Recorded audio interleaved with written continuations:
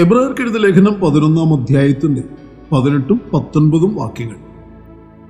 ഇസഹാക്കിൽ നിന്ന് ജനിക്കുന്നവർ നിന്റെ സന്തതി എന്ന് വിളിക്കപ്പെടും എന്ന അരുളപ്പാട് ലഭിച്ച് വാഗ്ദത്തങ്ങളെ കൈക്കൊണ്ടവൻ തൻ്റെ ഏകജാതനെ അർപ്പിച്ചു. മരിച്ചവരുടെ ഇടയിൽ നിന്ന് ഉയർപ്പിപ്പാൻ ദൈവം ശക്തനെ നിന്നുകയും അവരുടെ ഇടയിൽ നിന്ന് എഴുന്നേറ്റവനെ പോലെ അവനെ തിരികെ പ്രാപിക്കുകയും ചെയ്തു. ജീവവചന പ്രഭാത ധ്യാന ചിന്തയുടെ എല്ലാ കേൾവിക്കാർക്കും അനുഗ്രഹിക്കപ്പെട്ട പ്രഭാത വന്ദനം നേരുന്നു. ക്രൂശിലെ സന്തോഷത്തിന്റെ കാരണം എന്നൊരു വിഷയമാണ് നാം ചിന്തിക്കുന്നത്. ഉടപ്പിറപ്പുകളെ സ്വർഗീയ പിതാവിനെ അനുസരിക്കുന്നതിലും മാതാപിതാക്കന്മാരെ അനുസരിക്കുന്നതിലും ബഹുമാനിക്കുന്നതിലും വിളിക്കപ്പെട്ട തിരഞ്ഞെടുക്കപ്പെട്ട ദൈവത്തിന്റെ അവകാശികളായിരിക്കുന്ന നാം ഒട്ടും മടിക്കരുത്. അനുസരിക്കുന്നതിലും സ്നേഹിക്കുന്നതിലും ബഹുമാനിക്കുന്നതിലും മാതൃകയാണ് നമ്മുടെ പിതാക്കന്മാരായ അബ്രഹാമും ഇസഹാക്കും. ദൈവത്തെ അനുസരിക്കുന്നതിൽ അബ്രഹാമും തൻ്റെ പിതാവായ അബ്രഹാമിനെ അനുസരിക്കുന്നതിൽ ബഹുമാനിക്കുന്നതിലും ഇസഹാക്കും നമുക്ക് ദൃഷ്ടാന്തമാണ്. തൻ്റെ പ്രായത്തിൻ്റെ കായിക ബലം ഉപയോഗിച്ച് ഇസഹാക്കിന് തനിക്ക് വേണ്ടി ഒരുക്കി യാഗപീഠത്തിൽ നിന്ന് വേണമെങ്കിൽ ഒഴിഞ്ഞു മാറിപ്പോകാമായിരുന്നു. എന്നാൽ ഇസഹാക്ക് ചെയ്തത് ഒഴിഞ്ഞു മാറിപ്പോവുകയല്ലായിരുന്നു, അപ്പനോട് പിതാവിനോട് എതിർക്കുകയല്ലായിരുന്നു. തൻ്റെ സ്നേഹവാനായ പിതാവിൻ്റെ ഇഷ്ടത്തിന് തന്നെ തന്നെ പൂർണ്ണമായി വിധേയപ്പെടുത്തി കൊടുക്കുകയായിരുന്നു ചെയ്തത്.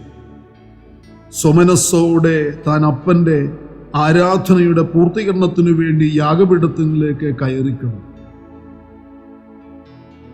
പ്രിയരെ, അബ്രഹാം തൻ്റെ മകനെ ആ മകന്റെ അനുസരണത്തിലും വിധേയത്വത്തിലും ഏറെ സന്തോഷിക്കുകയും തൻ്റെ മകനെ യാഗമാക്കേണ്ടി വരുന്നതിലെ ഒരു പിതാവെന്ന നിലയിലെ ഹൃദയവേദനയോടെയും അപ്പോൾ തന്നെ സ്വർഗീയ പിതാവിനെ അനുസരിക്കുന്നതിലുള്ള സന്തോഷത്തോടെയും പിതാവിലുള്ള വിശ്വാസത്തോടെയും യാഗവസ്തുവായ തൻ്റെ ഏകജാതന്റെ നേരെ കത്തി ഉയർത്തി.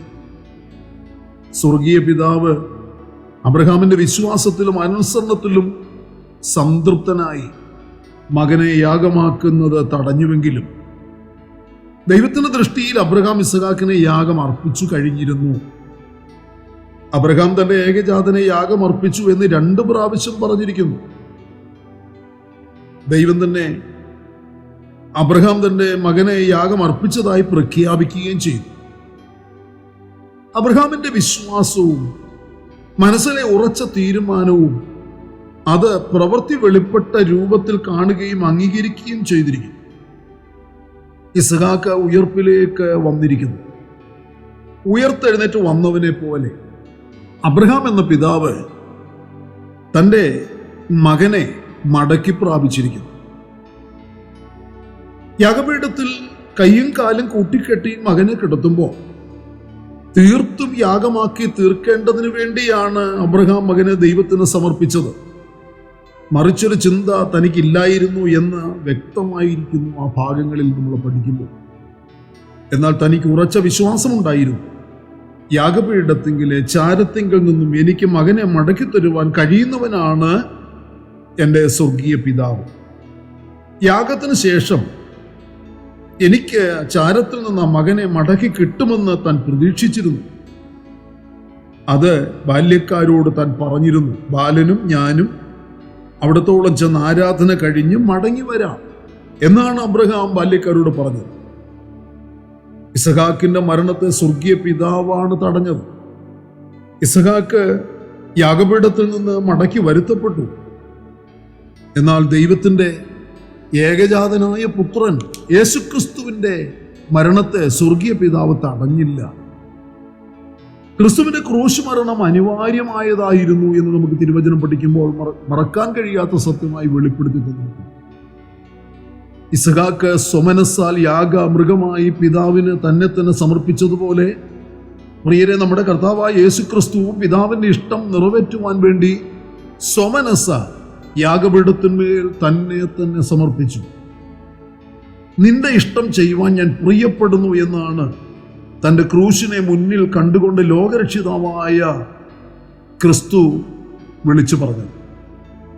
ഗത്സമനത്തോട്ടത്തിലെ പ്രാണവേദനയിലും, ഗബ്ബതായിലെ കൊടിയ പീഡനത്തിലും, ഗോൽഗോഥായിലെ അതിദാരുണമായ ക്രൂശ് മരണസമയത്തും രക്ഷിതാവായ ക്രിസ്തു പിതാവിൻ്റെ ഇഷ്ടത്തിന് പൂർണ്ണമായി തന്നെ വിധേയപ്പെടുത്തി കൊടുത്തു.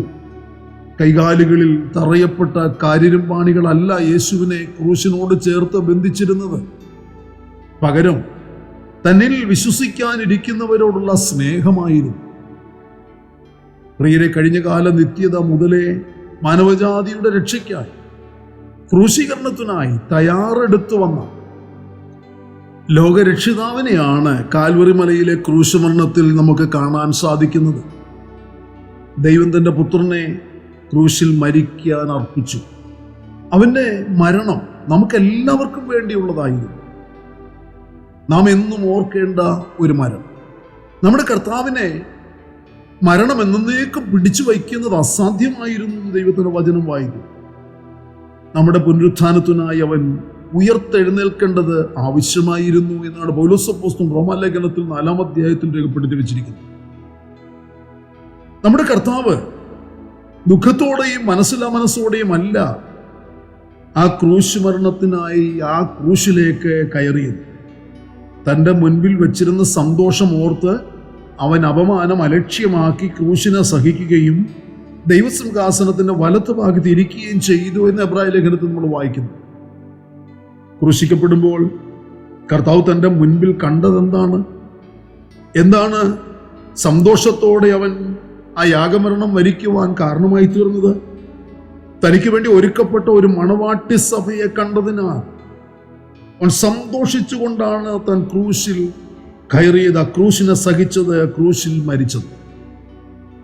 ആ ക്രൂശിൽ കിടന്നുകൊണ്ട് അവൻ കണ്ട കാഴ്ച, പ്രിയരെ, നാം ഓരോരുത്തരെയുമാണ്. എന്നെ, നിങ്ങളെ ആ ക്രൂശിൽ ആ പങ്കപ്പാടുകൾ സഹിക്കുമ്പോൾ നമ്മുടെ കർത്താവ് കണ്ടു. തൻ്റെ ഉയർപ്പിന് ശേഷം തന്നിൽ വിശ്വസിച്ച് തനിക്കായി വിളിച്ച് വേർതിരിക്കപ്പെട്ട, പിന്നത്തേതിൽ തൻ്റെ മുൻപിൽ എത്തുവാനുള്ള ദിവസങ്ങൾ കാത്ത് അതിനായി ഒരുക്കപ്പെട്ടുകൊണ്ട് കാത്തിരിക്കുന്ന ഒരു മണവാട്ടിയെ കർത്താവ് കണ്ടിരുന്നു.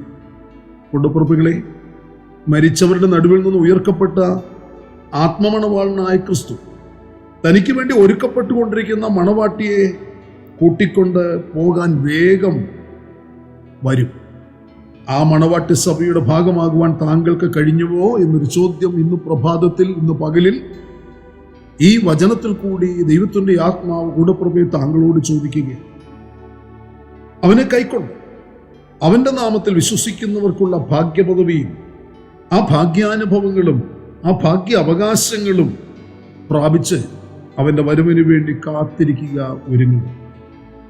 അതിനുവേണ്ടി കൂടപ്പിറപ്പെ താങ്കൾക്ക് ഇനിയും അവസരം, ആ അവസരം ഉപയോഗിക്കാൻ യേശുക്രിസ്തുവിൻ്റെ നാമത്തിൽ ഞാൻ നിങ്ങളെ ആഹ്വാനം ചെയ്യും. പ്രാർത്ഥനയ്ക്കായി നമ്മുടെ കണ്ണുകൾ.